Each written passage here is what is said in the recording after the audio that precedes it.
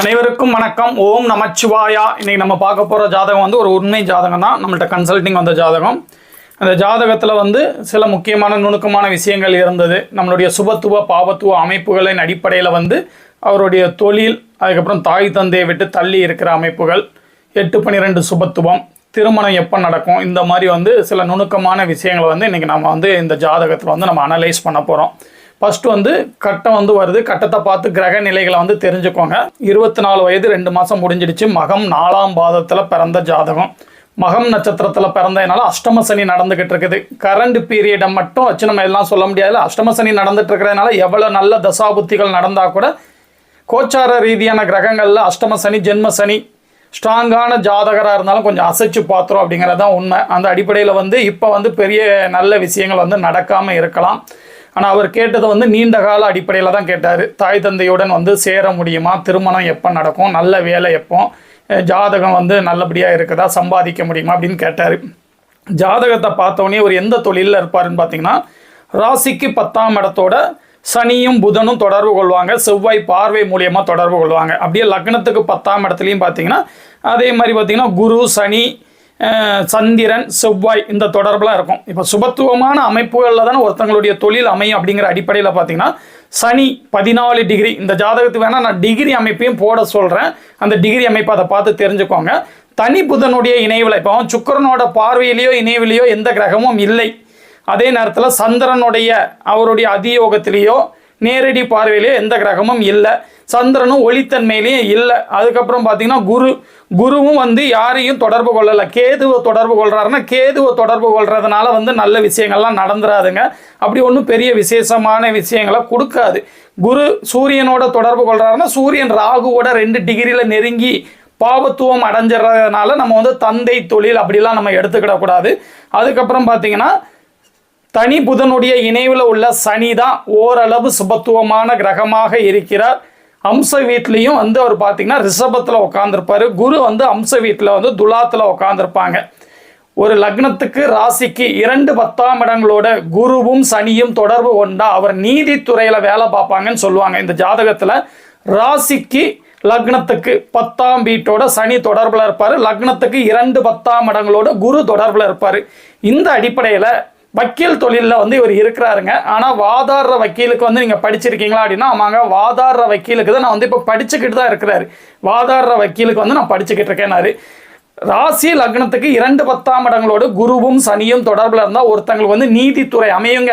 ஆனால் 2ஆம் இடத்தோட உங்களுக்கு சனி தொடர்பு இல்லாமல், லக்னத்துக்கு 2ஆம் இடத்தோடையும் ராசிக்கு 2ஆம் இடத்தோடையும் சனி தொடர்பில்லாத காரணத்தினால நீங்கள் நீதித்துறையிலேயே வந்து ஒரு நீதிபதி, ஜட்ஜுன்னு சொல்கிறாங்களா, அந்த மாதிரி இருக்கிற அமைப்புகள், அப்படி இல்லைன்னா இந்த ஜுடிஷியல் அமைப்புகளில் நீதித்துறையிலேயே வாதாடாமல் பிற வேலைகளில் உள்ள அமைப்புகளில் வந்து நீங்கள் ட்ரை பண்ணுங்க.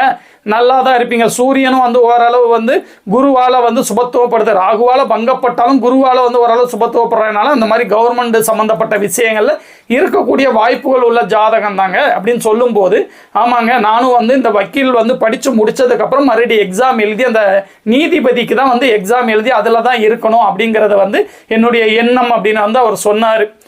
2வது, இப்போ இந்த தொழில் அமைப்புகள் வந்துடுச்சுல, 2வது வந்து திருமணம் பார்த்தீங்கன்னா லக்னத்திலேயே வந்து சனி உட்காந்துருக்காரு. 7ஆம் இடத்துல செவ்வாய் உட்காந்துருக்காரு. 7ஆம் அதிபதியாக இருக்காரு. 7ஆம் அதிபதி வந்து சனியுடைய பார்வையில் இருக்கிறாரு.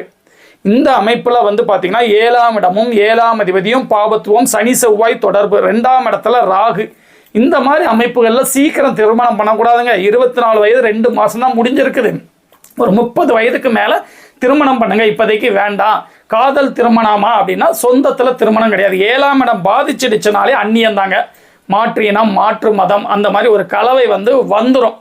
அதனால வந்து காதல் திருமணமாங்கிறது அது அப்போ பார்த்துக்கிடலாம். ஆனால் உங்கள் சொந்த இதில் இரத்த சம்பந்தப்பட்ட உறவுகளோ நெருக்கமான உறவுகளோ இல்லை. ஒரு வந்து மாற்று இனத்தில் முடியக்கூடிய வாய்ப்புகள் தான் 7ஆம் இடத்தோட அந்த நெகட்டிவிட்டியால் உண்டு அப்படின்னு சொல்லி சொன்னேன். அதே நேரத்தில் சுக்கிரன் பாதிக்கப்படாமல் இருக்கிறதுனால தாமத திருமணம் நல்ல வாழ்க்கை தான். அப்படி ஒன்றும் பெரிய நெகட்டிவாக கொடுத்துட மாட்டாங்க. இவரே வந்து கொஞ்சம் கோபக்காரராக இருப்பார். பிடிவாத குணமும் இருக்க தான் செய்யும். ஏன்னா லக்னத்தோட சனி செவ்வாய் தொடர்பில் இருக்குல்ல, அதே நேரத்தில் லக்னத்தில் புதன் திக்பலமாக இருக்கிறதுனால புத்திசாலியான நபராகவும் இருப்பார்.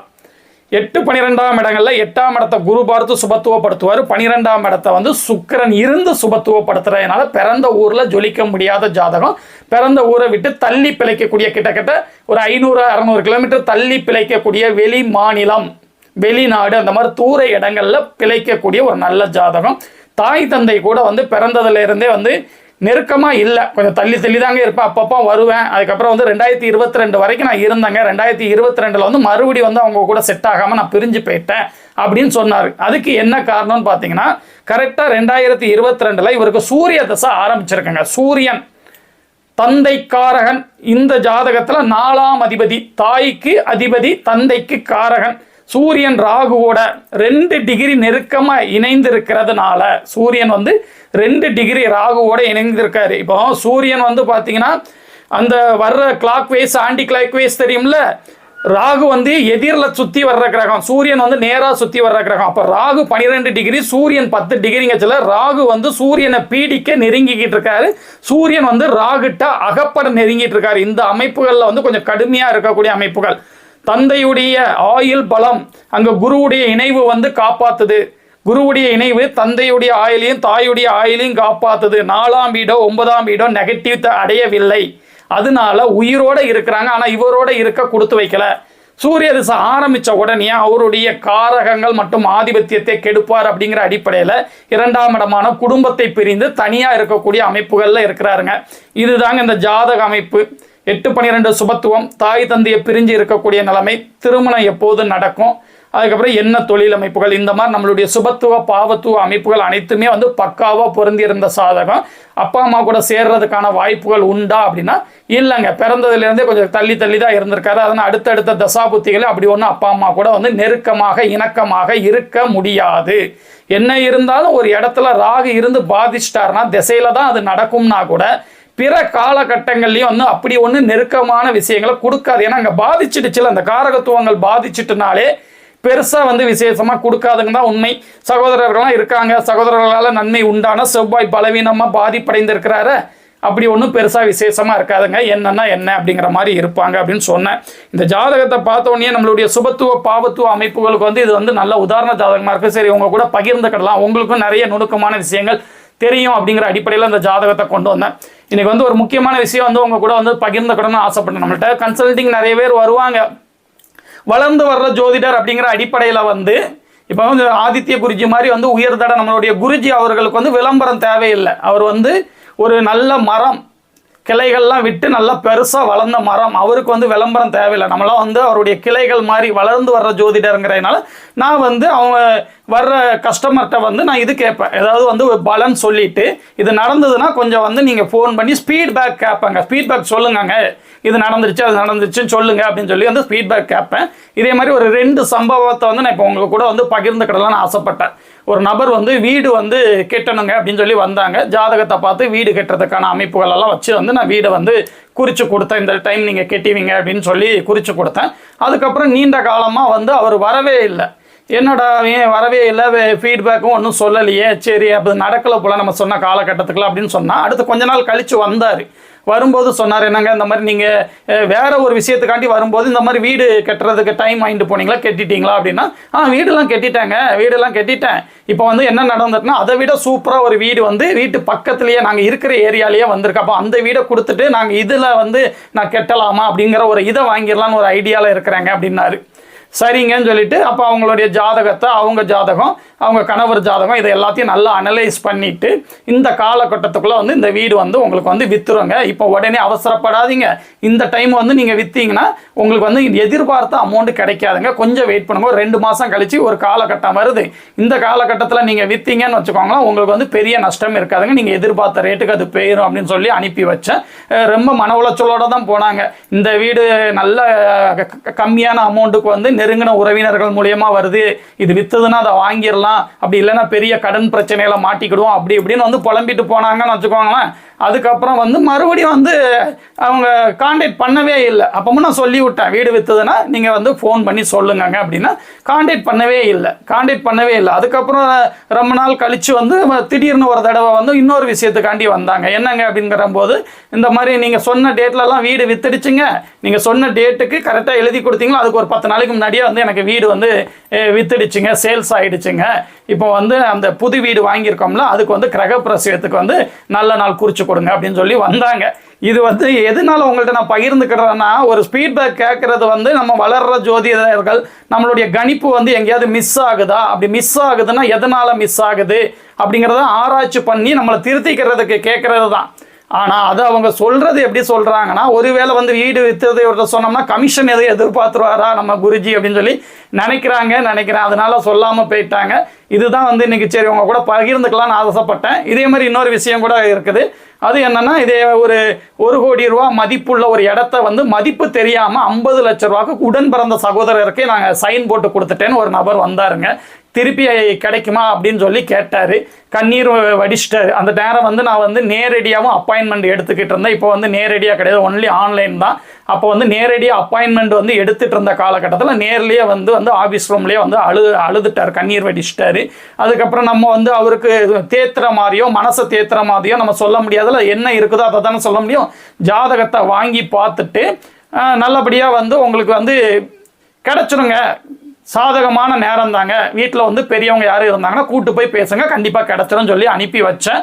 ஆனால் அவரும் வரவே இல்லை. அவர் வந்து ஒரு பழக்கடை வச்சிருக்கிறாரு, 7-8 பழக்கடை வச்சிருக்காரு. அவர் ஜாதகத்தில் வந்து சந்திரன் அதிக சுபத்துவமாக இருக்கும்.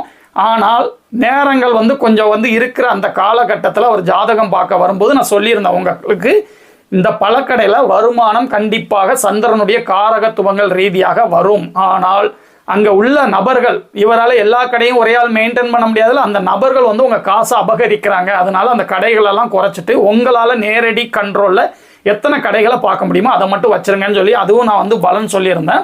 அதுக்கப்புறம் வந்து இவர் வரவே இல்லை.